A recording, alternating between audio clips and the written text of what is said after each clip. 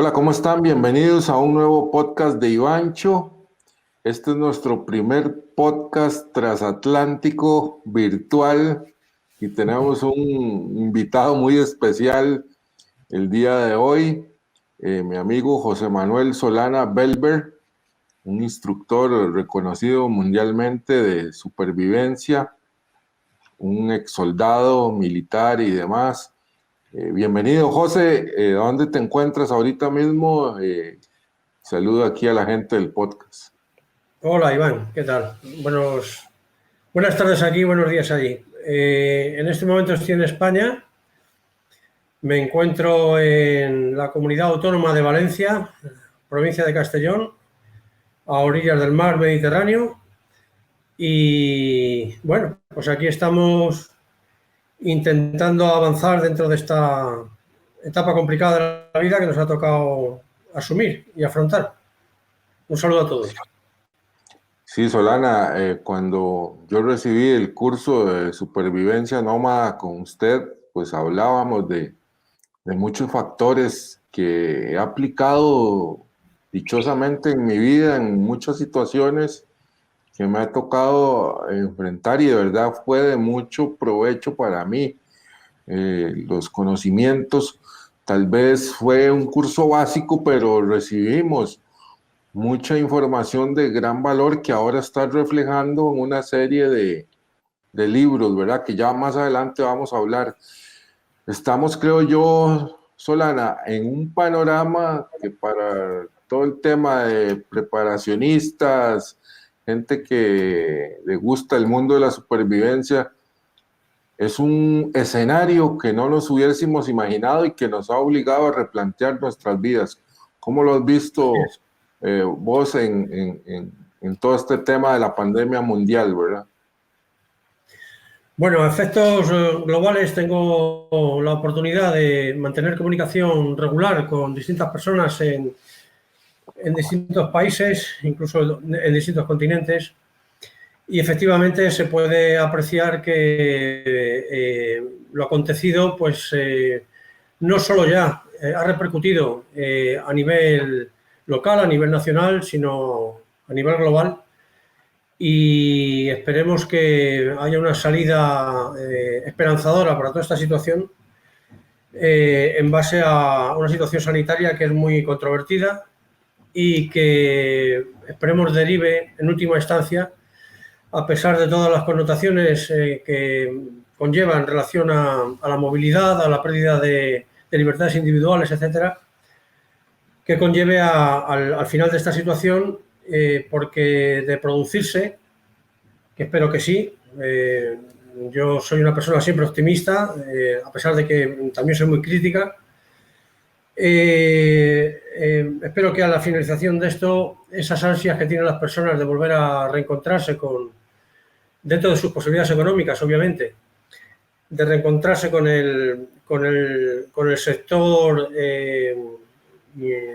con la industria, digamos, del recreo, del sector turístico, de viajes, del ocio, que finalmente es lo que nos permite vivir con una cierta sensación de no está aquí para trabajar y únicamente para sobrevivir con mayúsculas a los condicionantes que la propia vida nos impone, que es el sostenimiento de la familia, el tratar de dar una vida digna a todas las personas que tenemos en nuestro entorno, dentro de nuestras responsabilidades, el rol que nos toca asumir en esa pirámide, digamos. Y bueno, en eso estamos.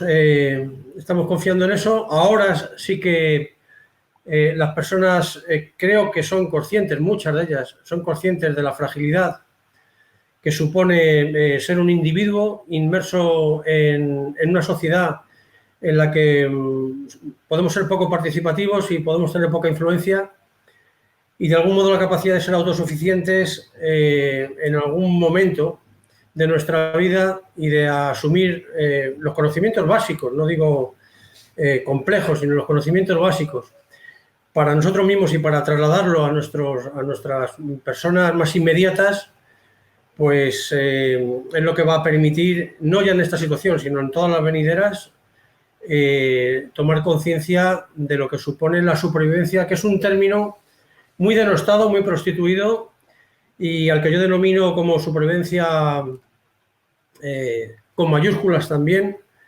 en el sentido de que aborda todas las ciencias que el ser humano puede dar cabida en su conocimiento, en su capacidad de asimilación y de entendimiento, y que yo en última instancia lo denomino como supervivencia antropológica, porque al final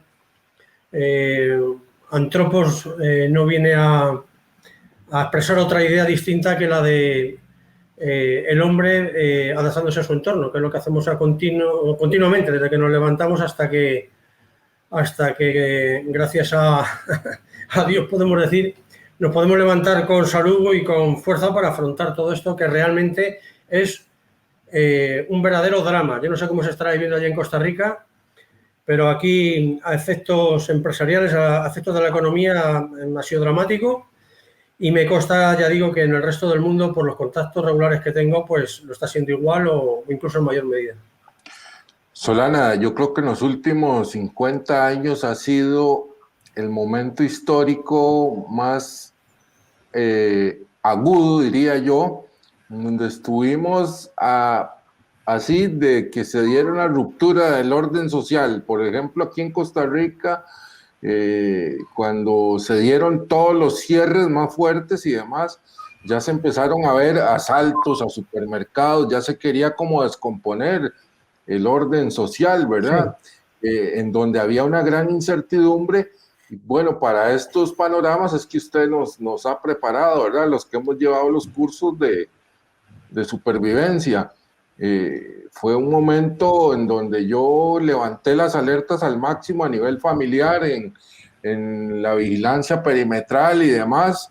Sonará un poco tal vez alarmista, pero yo sí elevé las alertas al máximo. ¿Cómo lo viste en esa parte cuando se dio el cierre total, verdad? Bueno, realmente esta situación que se está viviendo, que en determinados lugares sí que ha debido de tener tintes dramáticos, incluso en este sentido, en el sentido de los asaltos a la propiedad privada, en muchos casos nunca justificados, pero en muchos casos llevados por la desesperación de las personas, que al final se encuentran sin recursos y tienen que dar de comer a los suyos, y que la sociedad civil reclama de sus dirigentes políticos soluciones que no llegan, y que por otra parte entiendo que son difíciles de estructurar y de hacer las prácticas.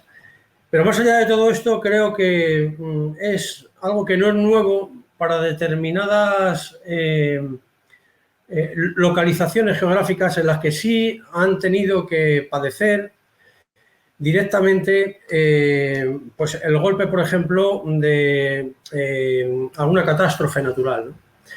Es muy habitual, por ejemplo, en toda la costa este de Estados Unidos, en Miami, desde Caimán prácticamente ya todas las costas de lo que es Florida, etcétera, es normal que con cierta regularidad golpee, bueno, en esta época que se acerca ahora, ¿no? Septiembre, octubre, pues ciclones, huracanes, etcétera. Cuando se han producido catástrofes naturales de estas características, es cuando la sociedad civil, más allá del ciudadano de calle, sino las propias instituciones, toma conciencia de este asunto, y sí que la supervivencia se la toma en serio, desde todos los campos. Desde el campo psicológico, tratando de hacer que las personas tomen conciencia de la necesidad de crear un sistema, digamos, piramidal, jerárquico, para que las primeras decisiones, que son las más importantes en estas situaciones, sean afrontadas con acierto, hasta las decisiones individuales que tienen que ver con hacer lo correcto cuando uno tiene que salir de una zona catastrófica con su familia, y que esas primeras decisiones van a determinar si las condiciones en las que sale el vehículo, lo que lleva en el vehículo, efectos sanitarios, si ha supervisado realmente esas vías de salida de ese punto cero, digamos, de esa catástrofe o esa posible catástrofe que pueda venir. Y bueno, en este sentido, yo creo que lo que antes era más focalizado, más localizado en estos puntos geográficos, ahora se ha extendido más a nivel global. La gente empieza a tener conciencia de que más allá de las instituciones, de que más allá de lo que se puedan encontrar en Internet, de los apoyos tanto virtuales como físicos que han estado muy constreñidos, porque realmente aquí, no solo ya en el aspecto sanitario, sino en el aspecto institucional, cualquiera de los organismos que tenían que ver con cuestiones laborales, etcétera, bueno, pues no ha habido posibilidad de acceso a ellos. Se ha colapsado desde el punto de vista digital y no se ha permitido el contacto directo en aras de que no se produjera un alarmante ascenso de los contagios. Entonces, bueno, ahí estamos. Creo que para las personas que hemos intentado desde hace ya muchos años que la supervivencia, repito, con mayúsculas, antropológica, sea una ciencia y que se tome en serio y que forme parte de la educación de nuestros hijos y que eso se traslade generacionalmente de arriba abajo, es decir, desde el líder social más de la célula social más pequeña, que es la familia, desde el padre hasta el hijo, y que conozca las herramientas que le pueden ser útiles, bueno, pues para el día a día en su vida.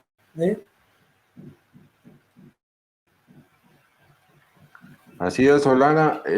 Estamos aquí con José Manuel Solana Belver, instructor de supervivencia. Ahora vamos a hablar de SIGUA. ¿Cómo nace esta asociación de instructores a nivel mundial? Es esto, en muchos países están una serie de instructores de supervivencia, los mejores del mundo, se han unido en una asociación. Háblanos de esto y pues todo el proyecto SIGUA, ¿verdad? Bien, para tratar de esquematizarlo, SIGUA o SciWay se crea con la intención de lo que acabo de apuntar hace un momento, que es la de llevar la supervivencia antropológica, la supervivencia que incluye todas las ciencias que en realidad hace posible la subsistencia del hombre y que tiene que ver con la sociología, con la psicología, con las ciencias naturales, que tienen que ver con la geología, con el reconocimiento botánico, con el reconocimiento de especies, con la cartografía, con la meteorología, es decir, todas las ciencias que hacen que una persona en distintas situaciones y condiciones sea capaz de afrontar no ya una situación de emergencia, sino una situación que se puede convertir incluso en cotidiana en algún momento, en algún periodo de su vida. Entonces, con esta idea, después de haber colaborado con una revista de supervivencia desde su aparición hasta su extinción, esta experiencia me hizo ver que existía la necesidad de reconocer y de que dar una plataforma de interacción y de reconocimiento de distintos profesionales que desde distintos ámbitos también están vinculados ya sea a la supervivencia primitiva, por decirlo de alguna manera, es decir, todas esas enseñanzas que se dan basadas en transmitir los conocimientos ancestrales que te permiten, con los recursos naturales que tienes a tu alrededor, pues tener una situación de confort, conseguir una situación de confort, como pueda ser, pues por ejemplo, estar en un entorno agreste y ser capaz, pues, de dotarte de un entorno que te dé seguridad, de poner un techo sobre tu cabeza, de hacer un fuego para poder guisar, de saber hacer unas trampas para conseguir alimento. Es decir, todos los recursos que el hombre desde siempre ha requerido como elementos mínimos, como herramientas mínimas para poder subsistir. Y esa es una parte de la supervivencia que entronca también con otra que tiene que ver con todos los aspectos que se derivan de las emergencias, del rescate, de la que tienes no solo de autorrescatarte a ti, sino de esos conocimientos poderlos aplicar para salvar la vida de personas. Entonces, en ese ámbito también hay muchos instructores profesionales de supervivencia con mayúscula que o bien son médicos con experiencia, pues por ejemplo, en medicina de guerra, en Afganistán, en Mali, etcétera. Personas que han estado al pie del cañón salvando vidas independientemente de raza y color. Personas que están en los fiordos de Noruega, por ejemplo, haciendo salvamento marítimo, donde la posibilidad de supervivencia una vez que se produce la situación de hombre al agua es de alrededor de unos 3 minutos, porque mueres por congelación. En fin, toda una serie de profesionales de estos ámbitos que tengo a honor formar parte de esta organización, que escrupulosamente he tratado de que hayan sido seleccionados tanto por su valor profesional como personal, por sus cualidades personales, y que, bueno, pues a día de hoy somos en torno a 60 instructores. Bien es cierto que, bueno, soy bastante riguroso en cuanto a la incorporación de estas personas, no tanto ya por su valor profesional, que también, sino hago mucho hincapié en cuál ha sido su recorrido a nivel personal, en cuanto a honestidad, en cuanto a principios morales, etcétera, y su comportamiento para sí mismo y para los demás, ¿no? Eso es lo que con más cautela miro cuando se incorpora alguien a la organización. Aquí tenemos en pantalla la página de SIWA, ¿verdad? ¿Cómo le denominan ustedes? ¿SIWA o SIWA? ¿Cómo es? Bueno, en realidad nunca me he aclarado cuál es el término apropiado. Cuando estaba en Estados Unidos había un sector de los angloparlantes que decían Skyway y otros que decían SIWA, usando la W que decimos nosotros aquí en España como una V única, SIWA. Entonces, bueno, yo al principio siempre lo pronuncié Skyway y se me ha quedado Skyway. Pero algunas veces he llegado al punto que una vez le llamo de una manera y otra de otra y nunca sé exactamente cuál es lo correcto. Bueno, aquí vemos en pantalla el libro de Skill 1, son 9 skills, si no me corriges. Son 10. 10 skills, entonces háblanos de este proyecto donde plasmaste en 10 libros, o no sé, serán folletos, libros o cómo, tal vez aquí nos explicas todos estos skills importantes y vamos a hablar de cuáles son. También veo aquí el escudo muy bonito del lobo de Solana, del escudo de la escuela, y veo que en la portada del libro aparece como un hombre primitivo y la fotografía tuya como la evolución, ¿verdad? Me imagino que querías plasmar en esta imagen. Sí, como he venido repitiendo prácticamente desde que hemos comenzado esta charla, acuñar el término supervivencia antropológica no es algo que... no es una decisión personal que tomar a la ligera, ¿no? Entonces, como entiendo que la antropología es precisamente la ciencia, que ya desde el pensamiento humanista pues pone al hombre como eje principal, sin perder de vista, por supuesto, su entorno y reconociendo el valor que él tiene, que creo que es otro avance que estamos consiguiendo poco a poco, la toma de conciencia del deterioro que el hombre está produciendo en su hábitat inmediato y en su hábitat con ocasión de la globalización y de la facilidad de las comunicaciones y de las necesidades de explotación de nuevos recursos en en el planeta. Entonces, precisamente en esta portada lo que quería enfocar es un poco eso, ¿no? Es la evolución desde ese primer ser humano, que no quiero identificar ni como Cromañón, es decir, estoy lejos de ser capaz de reconocer, eso lo dejo en manos de los antropólogos, quién fue el primer ser humano y quién no lo fue, ¿no? En realidad, ¿cuándo se considera que desde el Homo sapiens hacia atrás el hombre pues era consciente de sí mismo y el ordenamiento social ya que establecía en su entorno se le podría considerar como un hombre pensante y con capacidad de raciocinio, etc. Entonces, dejando esto de lado, sí que he querido representar esto precisamente. Y de otro modo también reconocer esos conocimientos ancestrales que estos pueblos tenían, que se han perdido, este instinto del cerebro mal llamado reptiliano, que nos permite tener esa capacidad innata de respuesta inmediata ante, más allá de la agresión, para defender lo que supone el mantenimiento de la vida, ¿no? Y eso es a grandes rasgos lo que he querido expresar en esa portada. ¿Cuáles son las skills de los tomos, verdad? Bien, me avergonzaría cometer el error de no recordar sus títulos literales. Entonces, bueno, como no tengo aquí ahora mismo aquí lo tengo documento, aquí lo tengo yo, tal vez.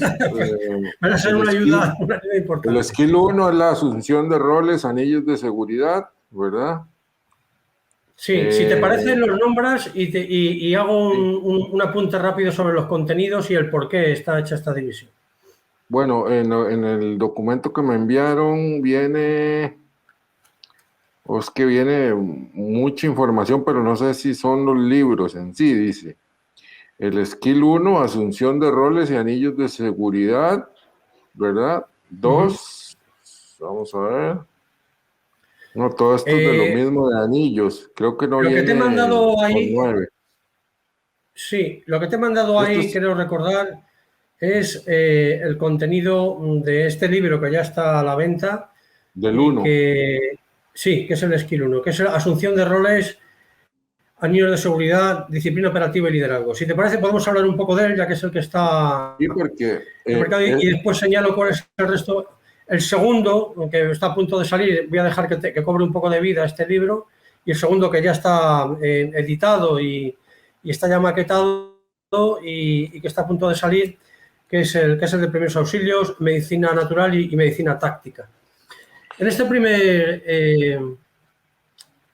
primer volumen, a ver, la idea inicial era haber hecho un tomo único. ¿Qué sucede?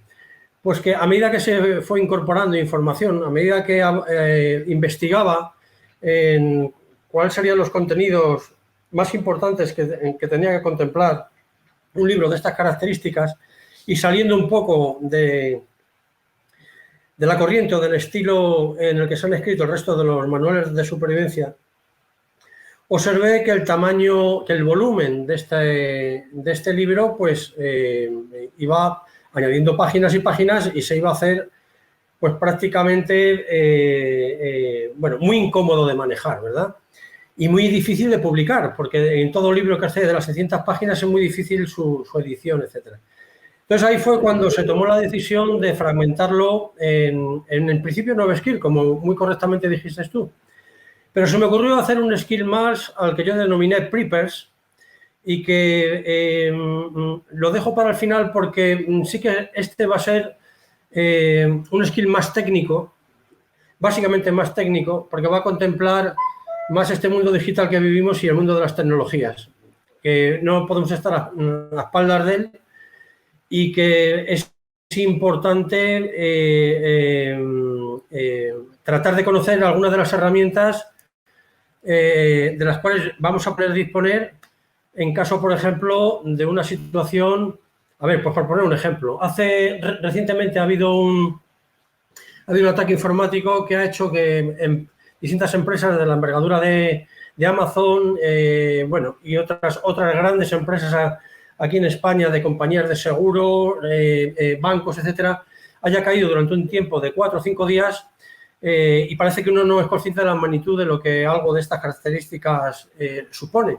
Supone la pérdida de millones y millones de transacciones económicas y supone la pérdida también de la confianza que el individuo, el ciudadano, tiene en el sistema. De hecho, yo pienso que nuestra sociedad no tiene un plan B, dicho entre comillas. En fin, es un término que se me acaba de ocurrir.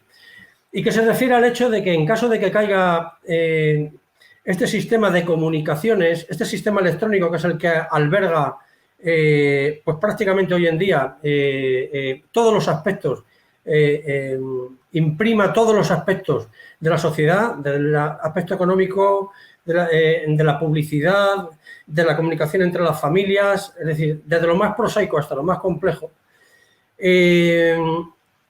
Si cae este sistema, el ciudadano al día siguiente, si cae de manera sistémica durante un periodo prolongado, que todo puede suceder, ¿verdad? Porque todo el mundo aquí está confiado en que eso es algo omnipresente y que no puede suceder ningún evento que suponga una caída energética o una caída digital a nivel global. Yo creo que eso sí puede suceder. Creo que los ataques en el futuro van a venir de ese lado. Creo que la era de la guerra armamentística y de la guerra nuclear ha pasado, ya forma parte del pasado. Bueno, aunque pueden haber amenazas de países en los que no tenemos ningún tipo de control ni conocimiento de lo que está pasando allí, como pueda ser Corea del Norte, que tienen la bomba atómica, etcétera, pero en términos generales a nadie le interesa que haya una caída de la economía puntual a base de montar guerras o de soportar guerras, sino que el tema va a ir en esa dirección. Entonces, el asunto este del PRIPERS lo voy a hablar precisamente ahora. Tengo un curso, este sábado no, el siguiente, donde hay 2 ingenieros que van a participar de él, que viajan desde Madrid, y vamos a tener la oportunidad de probar un maletín, en este caso apto para expediciones, en un formato muy compacto y muy robusto, con un rendimiento neto en cuanto a producción de energía eléctrica formidable, ¿no? Hay otros dos equipos, uno que se va a poder transportar también con el vehículo en forma de remolque, que da una autonomía tremenda.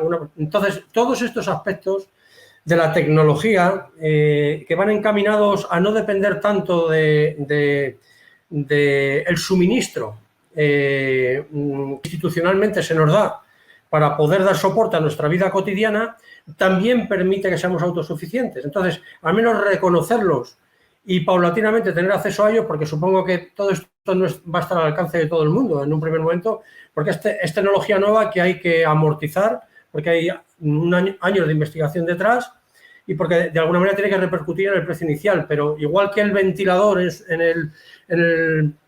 a finales del siglo XIX, pues en principio era un artículo de lujo y ahora un ventilador está en las casas más humildes del mundo, pues así sucederá con estos equipos en su día, ¿no? Si no nos hemos machacado todos antes. Yo estoy loco por la energía solar, Solana. Yo quiero ponerme mi autosuficiencia solar. Creo que es importante actualmente de tener un suministro propio, ¿verdad? Sin embargo, hay regulaciones fuertes. Aquí, al menos en Costa Rica, por parte del gobierno, quieren controlar todo, hasta el sol, que es gratis, ¿verdad? Ese es el problema. No, deberíamos evitar meternos en hacer críticas a efectos políticos, porque eso no tiene una buena deriva y podemos acabar bastante cabreados. Pero creo que el modelo que está siguiendo en Costa Rica, no solo eso, sino a nivel jurídico, es el español. Y me temo que es una de las peores elecciones que puede tomar Costa Rica. Tomar el modelo español desde el punto de vista energético, porque en España y en Europa somos los primeros productores los primeros generadores gratuitos de energía solar. Aquí la insolación es prácticamente permanente, salvo en el norte de España. Y sin embargo, pues tenemos una política también bastante restrictiva en este sentido, en cuanto a la capacidad, no ya individual, sino como empresa de explotación de este nuevo tipo de tecnologías. También es cierto que se ha producido una evolución en este sentido tecnológico, que a la vez ha producido una involución en lo que era una tecnología que ya se estaba aplicando, como son los huertos solares, etcétera, etcétera, cuyos equipos ya están dando un rendimiento que ha quedado superado, y que además el sostenimiento de la seguridad perimetral de estos equipos pues hacía que los gastos fueran elevados, porque requerían de personal que vigilara permanentemente las 24 horas las instalaciones durante los 365 días del año. Entonces, con las nuevas baterías y las nuevas células solares y tal, esto está teniendo una evolución tremenda. Y bien es cierto que el tema de la pandemia lo ha frenado todo esto un poco, ¿verdad? Pero a vueltas de que volvamos a una cierta normalidad. Quería hacer un apunte, perdón, antes de acabar con este tema.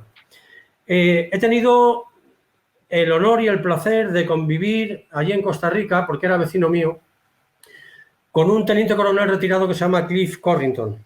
Con él incluso estoy ayudándole a desarrollar un motor de hidrógeno en condiciones absolutamente primitivas. De hecho, en una de las ocasiones hasta nos explotó y todo, que lo cuento como anécdota. Y este hombre, en su casa, con las características arquitectónicas que son normales allí en esas latitudes, con un techo hecho con no de teja, de cerámica, sino hecho pues con material metálico y tal. Él, bajo ese techo, ha incorporado con cajas de poliespan o poliestireno, ese material con el que se hace el napalm, se ha creado sus propias células solares y tiene autoabastecimiento. Bueno, él es ingeniero también.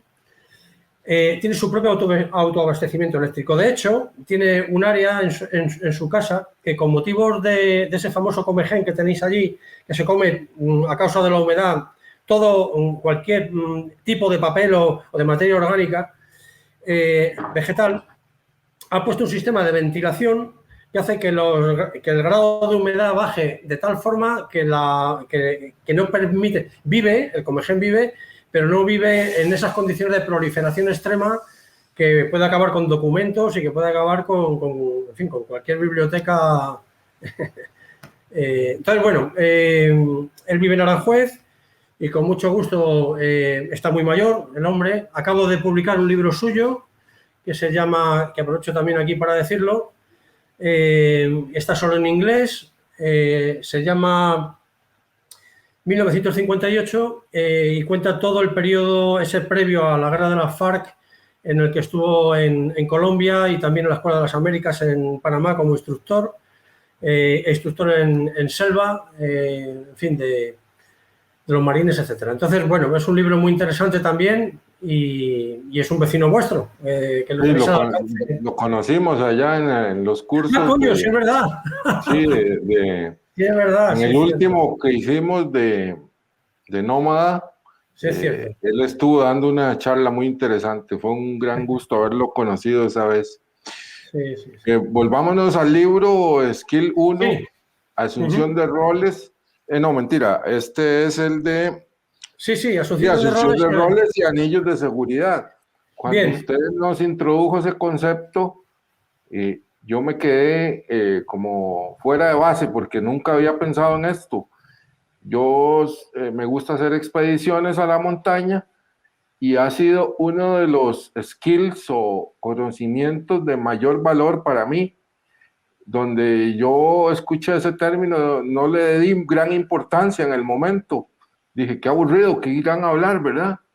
Cuando yo escuché de qué se trataba esto, ha sido uno de los conocimientos que más valoro actualmente, como yo sería un practicante de montañismo, digamos, de deporte, no lo hago a manera de, no soy un expedicionario selvático ni nada, pero ha habido muchos casos, Solana, aquí incluso de extraviados a cada rato, perdidos en montaña. Ha habido como una explosión en esto de la De la salida a la siniestrabilidad en naturaleza. ese, sí, Sí, sí, y creo que si la gente supiera sobre este skill o esta, estoy eh, seguro, estoy sí, seguro de ello. lo pondrían mucho en práctica y es sumamente interesante. Tal vez ampliemos un poquito qué puede encontrar la gente en el libro, porque vean ustedes todo lo que viene, desde asunción de roles, que eso lo vimos, nombrar quién va a ser el líder del grupo que estamos en una situación de emergencia, el estado físico del superviviente, cómo aplicarse un autotest de estado físico, ¿verdad? El lobo solitario, supervivencia en soledad, muy interesante. El grupo como organización, el líder, la idoneidad, la capacidad de diagnosticar el líder, todo esto nos lo explicabas, y todo lo que es los anillos de seguridad, que yo esto lo aplico hasta en mi propia casa. Tengo varios anillos de seguridad, portones internos y demás para tener ciertos niveles de acceso, ¿verdad? De seguridad. Sí, me alegro de que realmente, en fin, hayas reconocido este modelo y, en fin, y que pueda tener alguna aplicación práctica en tu vida cotidiana. A ver, este concepto de los anillos de seguridad viene un poco dado por la propia, bueno, por la propia experiencia y por el propio sentido común. Es decir, el hombre, no ya el hombre, cualquier organismo vivo que tenga, por ejemplo, una capacidad de predación y de defensa, empezando por las propias serpientes, que casi que no llega a ser ni siquiera un mamífero y que sin embargo sí que utiliza este concepto en cuanto a cómo debe proceder en función de una especie de anillos que crea a su alrededor. De hecho, hay muchas serpientes, por poner un ejemplo, te hablo de serpientes como podríamos hablar de artiodáctilos, es decir, pues de mamíferos ya más avanzados, incluso de depredadores, etcétera, felinos, lobos, etcétera.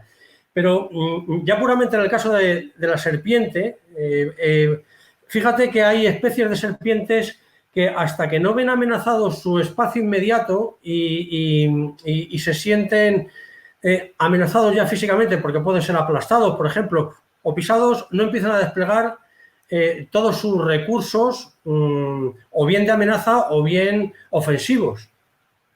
Entonces, esto sucede en el ámbito militar y sucede en el ámbito animal y sucede en el ámbito antropológico. Cuando uno recibe formación, por ejemplo, en las artes marciales, o cuando da formación en las artes marciales, lo primero que tiene que explicar es el concepto también de los anillos de seguridad, es la distancia de seguridad. Ahí el perímetro viene dado, si no hay armas arrojadizas, pues básicamente por el perímetro que conforma la extensión de tu brazo, y a partir de ahí, cuando se produce una cercanía, se empieza a producir una irritación y una inseguridad en el individuo que llega a su extremo cuando hay contacto. Una vez que hay contacto, hay una cercanía muy próxima, esa irritación hace que ya no permitas esa aproximación y genera en ti una reacción pues que muchas veces puede ser violenta, porque ves invadido ese espacio de seguridad que todos tenemos, ¿no? Entonces, extrapolando eso a una situación de grupo, se da la circunstancia de que para poder primero estructurar esos anillos de seguridad tienes que tratar de unificar criterios y transformar a ese grupo en un superorganismo, digamos. De tal manera que ese superorganismo trabaje en colaboración y sea en una sola dirección. Pero para conseguir esto, en ese anillo 1, tienes que conseguir que ese grupo humano, y llamemos grupo humano a partir de 3 personas, vamos a dejar el binomio aparte porque el comportamiento, o sea, las decisiones son distintas, ya no se pueden hacer consensuadas en forma de grupo donde más de uno tiene la decisión, es al 50%, ¿verdad? La decisión es en binomio es al 50%, con lo cual ya la supervivencia se hace más complicada en binomio, a no ser que tengas una formación muy importante. Igual que se hace más complicada sobrevivir, lo más complicado que existe es sobrevivir como individuo por sí mismo, porque cualquier circunstancia, como pueda ser una lesión, si no tienes el amparo de alguien a tu lado, puede inmediatamente evolucionar en una situación en la que ni siquiera puedas progresar en el entorno donde estés. Entonces, en este anillo 1, lo que tratamos precisamente es de la psicología de la supervivencia. Y en ese anillo 1 tienes que negociar, porque cuando no existe un sistema piramidal, estructurado, jerárquico, en el cual cada uno de los individuos que forma el grupo tiene perfectamente determinado cuál es su responsabilidad y su obligación, y tiene identificado en función de una capacidad demostrada a un líder. Por ejemplo, en una brigada de rescate, el líder de la brigada es una persona de reconocido prestigio profesional que está ahí y tiene esa responsabilidad porque tiene la capacidad, la capacitación, la preparación suficiente para articular esa pirámide de grupo, ese grupo humano, para que el objetivo se logre, ¿vale? Entonces, eso no sucede cuando se produce una situación en la que un grupo humano converge y tiene que convivir. Y esto es mucho más complejo si todavía está en un entorno cerrado. Es decir, si tú, bueno, esto está ya súper demostrado, pues por ejemplo, en ratones. Cuando se produce superpoblación y el número se incrementa en un espacio cerrado, empiezan a haber conflictos de convivencia social entre los ratones y a un momento en que se llega al canibalismo. Esto no está mucho más alejado de lo que pudiera llegar a suceder con el ser humano en un entorno en el que se le lleva a límites, en el que no hay alimentos y no hay un control jerárquico de esa situación, ¿vale? Entonces, cuando se produce esa situación de un grupo humano, en ese anillo 1 hay que identificar al líder. Y para identificar al líder hay que ir a la democracia. Esa democracia que en muchos casos no da tiempo a orquestar, porque la situación de emergencia inmediata no permite dar la oportunidad a que los demás opinen o quieran aportar soluciones que tú, o Pepe, o Antonio, sabe que son erróneas porque he tenido la formación y sé que si la gente sigue las instrucciones de esa persona que no tiene conocimiento, simplemente por el ímpetu y por su personalidad, pueden llevar al fracaso. Entonces, esas dos circunstancias son muy diferentes. Las circunstancias de la inmediatez, de consolidar al grupo y tomar una decisión en una situación de emergencia para que esa primera decisión salve al grupo de una catástrofe, como pueda ser un terremoto, como pueda ser un incendio en un bosque, como pueda ser un tsunami, cuando dan las alertas de tsunami, en saber tomar las decisiones adecuadas. Cuando eres responsable de un grupo y no tienes estos conocimientos, se produce el conflicto. Entonces, la psicología de la supervivencia en ese ámbito nunca nos va a permitir tener las herramientas suficientes para conciliar en un grupo todas las opiniones para tomar la decisión adecuada. Y ahí es donde viene el conflicto y puede haber un enfrentamiento que puede pasar de lo verbal al enfrentamiento físico y a la violencia. Y de hecho, en muchos casos, se produce. Decía un amigo mío, bueno, un mentor mío en montañismo, Gustavo Richmond, el montañismo con él no es democrático. Decía él ¿No? Cuando vamos a las expediciones con él, si usted va conmigo, yo soy el líder y aquí no hay democracia, nada. Si me sigue, me siguió y si nos embarcamos, nos embarcamos. Mira, voy a contarte una anécdota que tú has vivido conmigo. ¿Recuerdas aquella pequeña expedición después de haber unas lluvias muy fuertes allá en Costa Rica, en la cual llegamos a una zona que estaba totalmente empantanada y yo planteé ahí que había que decidir la fragmentación del grupo y quién decidía atravesar, que tú fuiste de los que atravesaste toda esa zona pantanosa y yo decidí que eso no era solución y que nos volvíamos por otro camino y al poco tiempo tuvimos que ir a buscaros? Sí, sí, ¿Sí? recuerdo en la finca ¿Recuerdas allá. que tuvimos que ir a buscaros porque vuestro sistema de orientación fue una brújula y que os metisteis Sí, en sí, una zona muy peligrosa porque después de la lluvia sabes que en zonas de cañizales, en zonas donde hay la caña de azúcar, como todo eso estaba lleno también, de está lleno serpientes. de cascabeles que salen precisamente porque está anegado por las aguas? Sí, sí, correcto. Ahí fue una experiencia muy interesante en la que se vio la necesidad de, en un momento determinado, cuando hay un conflicto de identificación de líder, hay que fragmentar. Y ahí sí tuvimos la oportunidad de forma democrática de tomar la decisión de dónde, de hacia dónde se iba. Pero tú imagínate que esa circunstancia fuera, por ejemplo, una lluvia torrencial en un cañón, en Aranjuez, por ejemplo. ¿Eh? Imagínate que hay que tomar una decisión y no es la adecuada y sigues progresando por el cañón y te viene una vía de agua.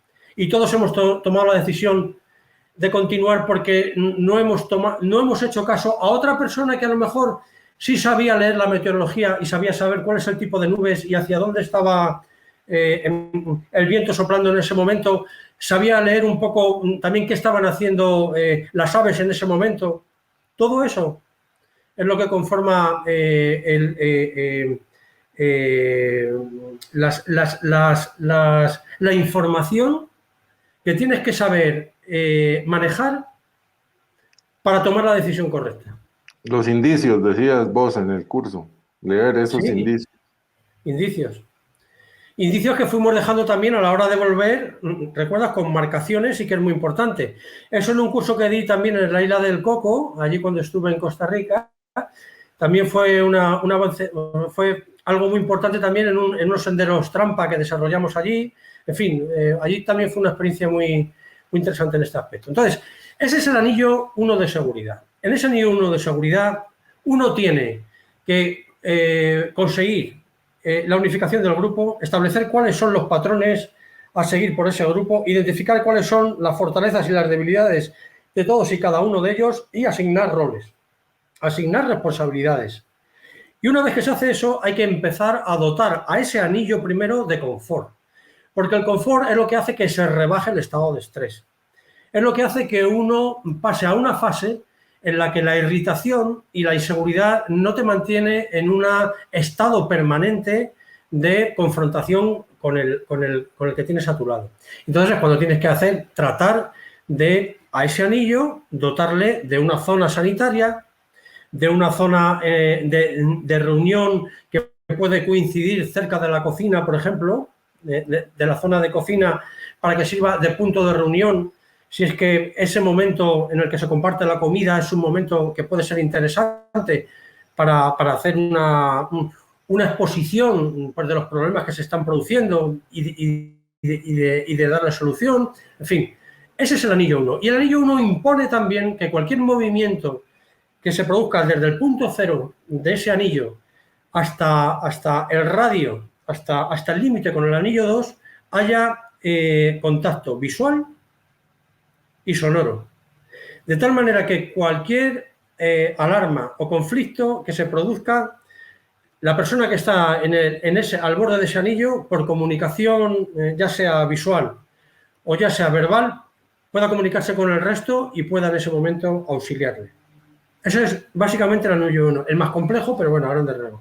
El anillo 2 nace precisamente de ese borde, de ese límite que es el anillo 1 y que se emplea para la obtención de recursos.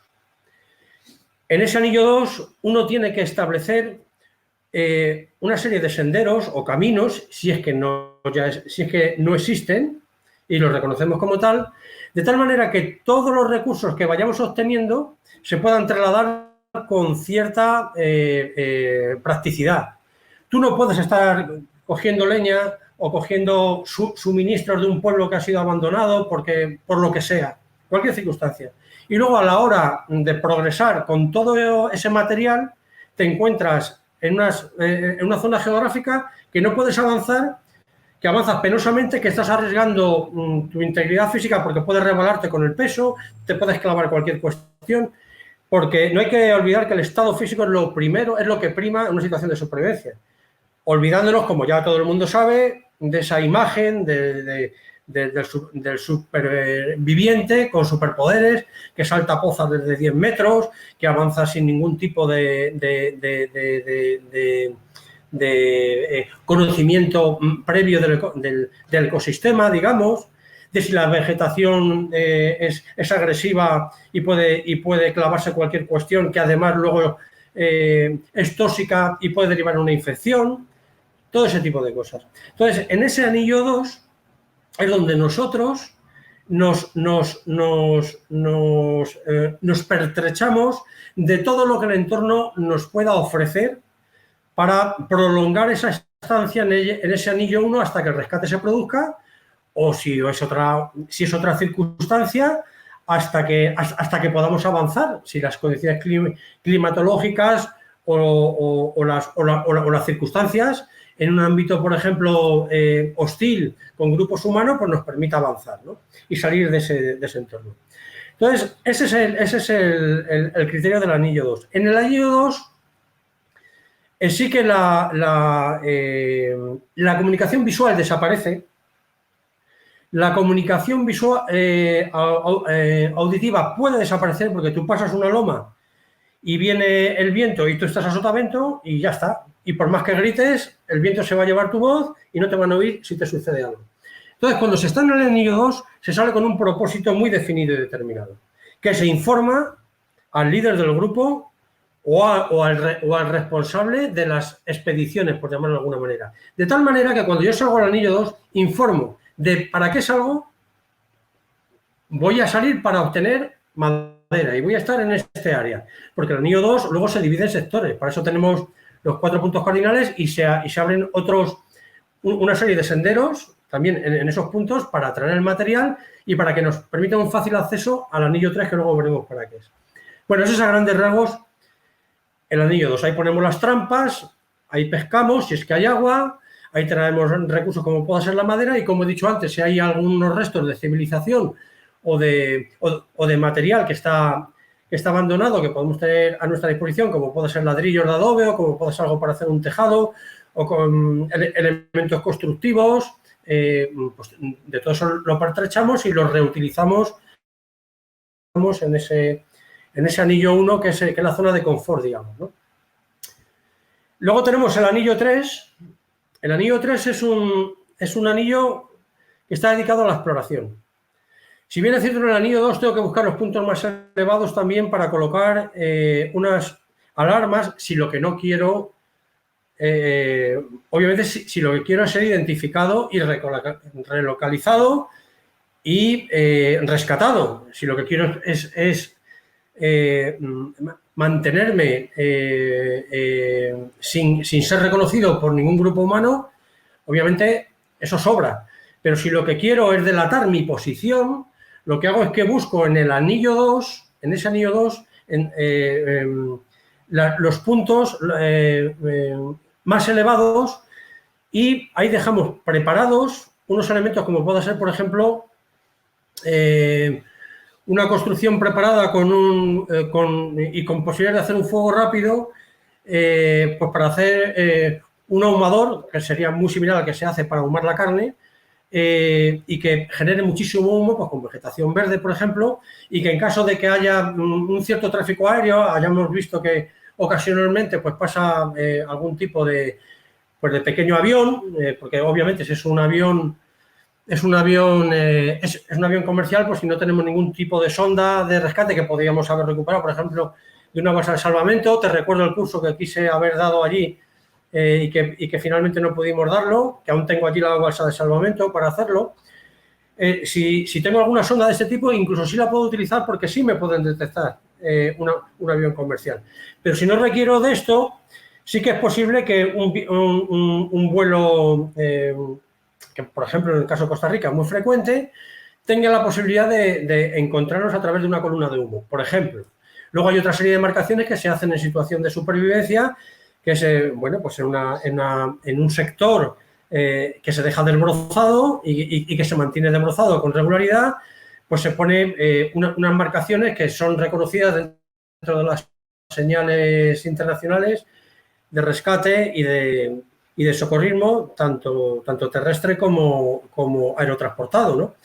Y bueno, eso es en el 2. No sé si me estoy extendiendo mucho. Era el 3, la exploración, y ahora vamos al 4, que es el No Return Zone, ¿verdad? Háblanos de Sí, esa parte, que bueno, esto sí es bastante extenso, ya estamos a 5 minutos de terminar, entonces vamos haciendo el cierre del 4 y me muy gustaría bien. compartir cómo puede conseguir este libro la gente, ¿verdad?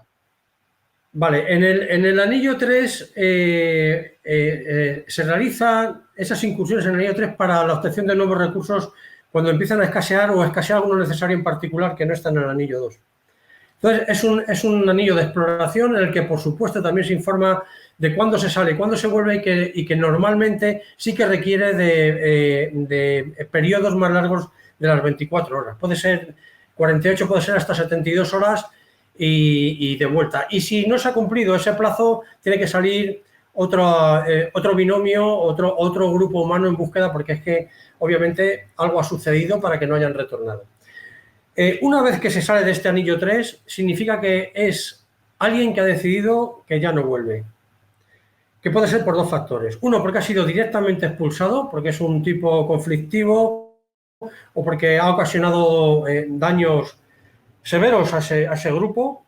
Y cuando hablo de daños severos, pues es incluso, bueno, pues intentos de agresiones serias con lesiones o es una persona que no aporta absolutamente nada y además es una persona desequilibrada y que por decisión del grupo, pues se determina que es una persona insegura para el grupo, que puede ocasionar incluso la muerte de alguno de ellos, en casos extremos, y se decide expulsarle. Esto es una decisión, si se quiere, que luego puede tener connotaciones jurídicas a las que habrá que responder ante los tribunales correspondientes, pero que si se justifican adecuadamente por parte del grupo, pues bueno, pues tendrá por parte, entiendo que del tribunal o del juez competente, pues una visión más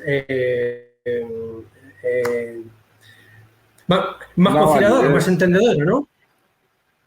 Entonces, una vez que se sale de ese anillo 3, el anillo 4 es un terreno inexplorado. Si no es este tipo de individuo el que sale al anillo 4, puede ser un grupo o puede ser, generalmente es un grupo, porque un individuo solo raramente va a decidirse solo en un área que no conoce, sin recursos, etcétera. Obviamente, por una cuestión deontológica, a esa persona que se le deja allí, se le deja con unos recursos mínimos para que pueda subsistir al menos durante 48 horas, ¿no? Se le da agua, se le da comida, etcétera, etcétera. El que decide irse, o el grupo que decide irse, es un grupo que decide que por conflictos con el resto del grupo, de tipos sociales, o bien por una cuestión de que considera que ahí no se le va a rescatar porque no hay señales de que por allí pase ningún grupo humano en libertad de rescate y a lo mejor ha transcurrido un mes y está en una zona en la que los recursos realmente que se están administrando son mínimos, deciden irse. Entonces, estas personas que deciden irse, salir del anillo 4, saben que en el momento en que empiecen a avanzar por esa zona no van a ser capaces de identificar el peligro. O sea, aunque quisieran, el no return zone significa que probablemente, aunque ellos quisieran, no iban a ser capaces de encontrar el anillo 1, que es donde está ese grupo humano. Y eso es así a grandes rasgos. Excelente, bueno, esos son los 4 anillos, ya aprendieron algo nuevo. Si quieren profundizar sobre este tema, invitados a conseguir este libro de Sigua, de José Manuel Solana, el Skill 1. ¿Dónde pueden conseguirlo? ¿Está disponible en Amazon Sí, o está en Amazon, es muy sencillo. Es muy sencillo. podrías? Pueden poner Skill 1 y va a aparecer en Amazon. Lo tienen en versión ebook y en versión papel. Viene con unas ilustraciones que están hechas por mí, digitales, y creo que son bastante ilustrativas. Y quisiera apuntar que en ese anillo 3 y anillo 4 se introduce información de cómo progresar en distintos entornos, desde permafrost hasta en zonas de cañones, cómo progresar en ríos, en cursos de aguas blancas, es decir, Hasta en nieve. moto, quad, en nieve también, cómo es la forma correcta de avanzar con los bastones, escalada en pared de hielo, materiales, nudos, etcétera. Es decir, todas las formas de progresión que tienes que afrontar o que pudieras afrontar en caso de que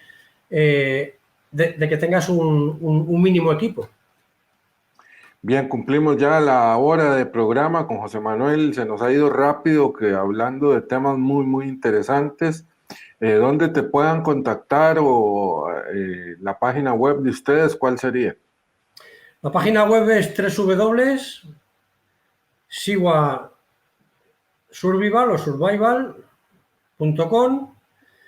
Estamos también en un grupo en Facebook que se llama Supravival with Sideway o with Siwa, y pues pueden contactar conmigo a través de WhatsApp con el prefijo +34 y el teléfono 677 57 6328. Y con mucho gusto pues les puedo atender personalmente. Excelente, José Manuel Solana Belver, instructor de supervivencia con un amplio currículum, situado él en España en este momento. ¿Estás trabajando en algo de navegación ahorita o no estás en nada de velero y esto? No, a ver, quisiera apuntarte también, que se me olvidaba, que tengo también como propósito volver, imagino que temporalmente, a Costa Rica con motivo de la inauguración de un hotel en la zona de Sierpe de Osas, y quiero participar allí en el desarrollo de todas las actividades del paquete de actividades que se van a hacer en naturaleza. Me gustaría que, llegado el momento, tuviera oportunidad de presentarte este sitio, porque está ubicado en un lugar privilegiado y porque, bueno, pues va a disponer de la mejor cocina española, porque él es vasco. Y además lo está haciendo en unas condiciones, el hotel de verdad que está precioso. Va a ser un hotel-restaurante y va a haber una zona también para hacer expediciones de un área que se incorpora también al hotel, en el que hay, en fin, hay cascadas, hay caídas del agua, y me gustaría hacer también ahí experiencias relacionadas con la supervivencia, que creo que serán de interés. Sería en el lugar más denso en cuanto a biodiversidad del mundo, en Osa, la península de Osa, hermosa. Así es, te esperamos entonces, Solana, para comernos unos callos a la madrileña aquí en mi casa. Te invito para la próxima que vengas, con todo gusto. Que los hacen muy buenos, que los hacen muy buenos. Lo mejor es de Costa Rica, por lo menos que yo conozca. Gracias, gracias. Sí, señor. Este ha sido José Manuel Solana en este podcast del día de hoy. Muchas gracias a todos. Recuerden suscribirse al canal de YouTube. Ahí les vamos a dejar en la descripción del video el link para que puedan accesar al libro de Solana en Amazon.